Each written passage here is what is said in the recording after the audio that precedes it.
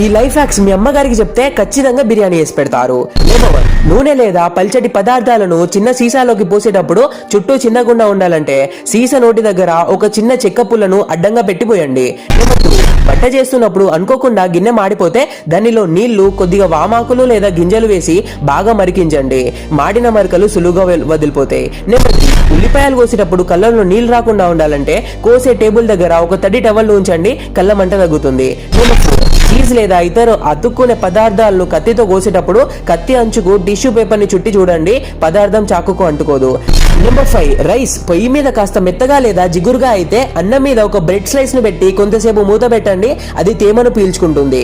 Number 6, వంటగదిలో గరిట అందుబాటులో లేకపోతే ప్లాస్టిక్ వాటర్ బాటిల్ ను సగానికి కత్తిరించి పైభాగాన్ని తాత్కాలికంగా గరిటగా వాడుకోవచ్చు.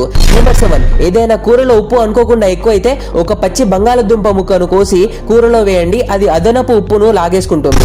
నెంబర్ 8, యాపిల్ లేదా అరటిపండు వంటివి కోసిన తర్వాత వెంటనే రంగు మారి నల్లబడకుండా ఉండాలంటే వాటిపై కొద్దిగా నిమ్మరసం పిండండి. నెంబర్ 9, స్టవ్ మీద పాలు లేదా నీళ్లు మరిగేటప్పుడు అవి పొంగిపోకుండా ఉండాలంటే గిన్నె అంచుపై ఒక చెక్క గరిటను అడ్డంగా పెట్టండి.